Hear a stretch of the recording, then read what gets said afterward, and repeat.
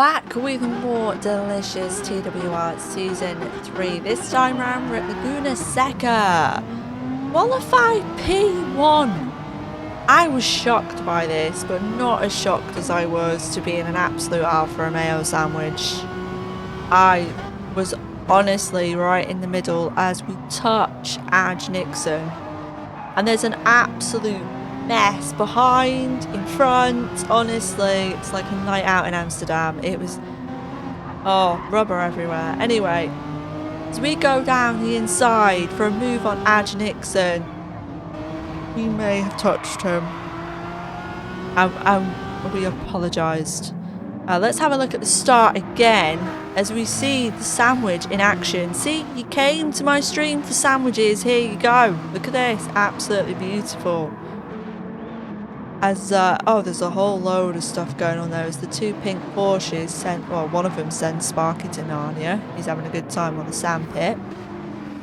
Volby using the GT3 had a horrific time as we ride on board with the GT3s as we see the lovely Nissan Renault of Mepsi, because we drive Renaults. Yeah, it's a slight bug with the Renault.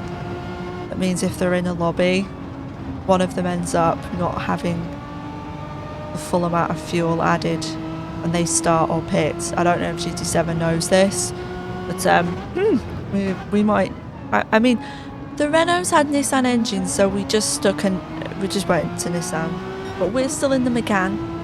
Absolutely beautiful Megane. Now, riding on board with Mepsi. You wouldn't even know it wasn't a Renault. We've got Chris Maldonado and Jake, who's not in a team livery, so I don't know who he's racing for. He's Porsche, isn't he? But yeah, okay. As Bradders touches Maxy, and I feel like a full investigation should be done for that, if I'm being honest, as we ride on board with Gravy. PC Gravy. Portable computer Gravy. It's what came to my head. As he goes for the dive of the minute, as Chris Maldonado does the switchback of the century. Oh, it's absolute scenes. Look at it. It's amazing.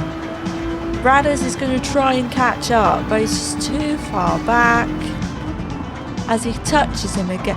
The touching in this league is absolutely rampant. Meanwhile, I activate Gravel Simulator. I wasn't very good at this track, honest to God. I was very shocked I got pole. But the scene of the moment is that James Harmon, Mr. Formula E himself, takes the lead. Now, I don't want to talk about this. I don't know why you all bring it up. You always bring it up. That's what she said. Anyway, I have to take something that puts me down the grid a little bit. Puts me behind Sparky and MC Palms. MC Palms is doing his best, the X-File impression. That sand was right in my face. How rude. Actual rudeness. As Sparky goes side by side with MC Palms. Can he get the move? Oh, it nearly sends him flying. See, them sausages around Laguna Seca are just absolutely inappropriate. Why are they there? Is it not dangerous enough? Anyway, we're getting closer and closer and closer as Sparky thinks about to defend there, but I nearly died. Well, I died there that before, so I'm not doing that again. Absolutely not. As we see a switch for position. Multi-21. What's that? Multi-21? As we all go down the corkscrew. Not scary at all, as we see Sparky now lining up a move as James Harmon, Mr. Formula E, goes for the defence. And sand is everywhere, I cannot see. Manages to hold it, by the way. How beautiful. How beautiful. We could be very careful there. Honest to God, if you get it wrong around Laguna Seca, it's good night, God bless. It's just... oh, it's horrendous. As we now see Sparky having another look goes down the inside and then touches the sausage, which sends him into James. And then next thing we know, we're 3 wide. What the hell is going on here? We brake early. It does send James wide, unfortunately. And then this happens. Now, I want you to all remember that we're not esport drivers. So probably shouldn't be doing this. Now, I got a bit squiggly wiggly because he bumped into me and then I sent him wide. And then he just sends me to Narnia, which is always lovely. I always love a good trip to Narnia. That's really, really good. As we exit lap 5, onwards to lap 6. Now, I would very much love your opinions on these defence moves. I think that's illegal. And what you're about to see isn't, well, not about to see, but near to see, probably isn't that great either. See, for me, I wouldn't do a move at corkscrew when I wiggle that much because I'm not skilled enough. As we go for a move down the inside, nice and clean, even though he touches me inappropriately several times, that's a good move. But moves on the corkscrew, I would say you have to be very, very skilled at, and I'm not, so I wouldn't attempt a move when I can only just make it down corkscrew. I put this forward because I felt like Sparky had been really aggressive with me for the past few races, and he's gonna go. I didn't expect him to appear here, and now he's just pushing me out of the way, which means I lose the car, manage to regain it as we come down the corkscrew, going for this bend. Now I do have to brake and I get a penalty for that as well, which is just lovely. And then he just smacks me out again, which he did previously. Now, I didn't ask for him to be given a penalty, but I did ask that he refrain from driving like this because this is quite a fun league, but I just didn't really feel like there was any need for this. I mean, his response was that we both drove dirty, and I didn't expect that. Like, I didn't accept it either. Like, I don't feel I was dirty, and that we're not esports drivers, and, you know, we're going to make mistakes. Well, we shouldn't have been trying to overtake there then, should we, if we're not capable of doing it? But it cost me time, and it was really frustrating. And the worst thing is that I've raced with Sparky for a very long time, and I've never really seen him race like this. So I don't know if it's frustration, you know, of him not getting good results or whatever, but I really hope to not see that kind of racing in the future. Moving on with Dr. Doyle, who's after Jake, who's racing for a team unknown.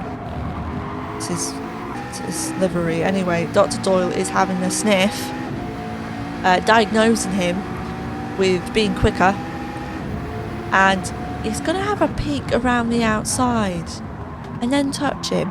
Inappropriate. Sim jail immediately. Oh, sandpit has been activated, and he goes around the outside. It's not optimal because Jake is there. And is Jake just going to peek ahead? All he does, and he just takes that P2 back from the Doyle. Meanwhile, I'm still behind Sparky, trying to figure out where he's going, if I'm being honest. And I touch him. I will be honest, I think I had zero respect for him at this point. I was like, I've hit you, whatever. Like, I don't think you care that you've hit me, so whatever. But I did try and overtake him clean as possible to get down the inside here. Round we go. Space left, and as he exits, he ends up on the sandpit, which just gives us an opportunity to run away, which we successfully do until skill leaves us. I don't want to talk about the penalty. Honest to God, is it not? That was a really quick edit, that wasn't it? Jesus Christ. So yeah, we lost it. Anyway, we pitted, and then Sparky pitted the lap before, because we pitted a lap after we had the incident, and somehow we ended up coming out ahead of him again. I'm guessing he had incidents or whatever. Zark pits as we're behind MC Palms again. And as you can see, because I'm not an e-sport driver, we're coming up to the corkscrew, and I'm not going to go for the move. I am going to lift off and try and make this corner, which I do unsuccessfully. But yeah, I'm not going to take that because I can't overtake there. Let's not pretend. As Adge Nixon pits, myself and McPalms. Sorry, MC Palms. Oh god, done it again. I'm really sorry. He's round the outside. There's no touching. But we managed to sneak on through. Oh, beautiful. Now we're technically third in class as we come into pit again and come out ahead of Mr. James Harmon. And then MC Palms pits. And now all we've got was Zark and Adge Nixon, who pitted one time less than me. So Zark ended up winning. And congratulations to both of you, because that was pretty impressive drive for a less pit stop. I'm back, because I know you've missed them. The stars of the show. Maxy and Chris Maldonado were inappropriately touching each other again. Now, your opinions please, because YouTube is the place for all of the best opinions, isn't it really? Right on board with Maxy Coca-Cola. He's having a look around the outside to get the better exits, but Chris covers him beautifully. It's all going very well so far. This is towards the end, and it's for a podium. It's serious shit, right? It's really serious. Okay. Now Meps is going to get a little run here, but then Chris goes to cover, possibly a little bit too late on a defence. As we come into the corkscrew, please don't do anything. Please don't do anything. Please don't. Oh, Maxy hits Maldonado, but it does lift off to let him continue on. All good. All good. He's back behind Maldonado. And as we finish lap 36, Chris goes for the defence again. As we carry on, Chris gets a worse thing. Oh, he is blocking a little bit there though, Chris. But Spark is there, and oh my god, Maldonado murders his own teammate as they go to lap them. Oh, it's 3 wide, then it's 2 wide. Maxy makes a dive, and then Chris murders him. Sim jail. Right on board with the Maldonado. Goes to the inside, tries to defend, but Maxy just outbreaks himself a little bit, and then oh, the death. But let me tell you something now. This is a gentleman, okay? This is a gent. And he waits when he makes a mistake. And it's more than can be said for me. But worst of all, you all let the bot win. 20-second lead the bot had. Well done to the bot. P1. We got P3 in class, and we'll take those points beautifully. If you did enjoy this video, please make sure to subscribe and like for more beautiful GT7 content. Thank you so much for watching.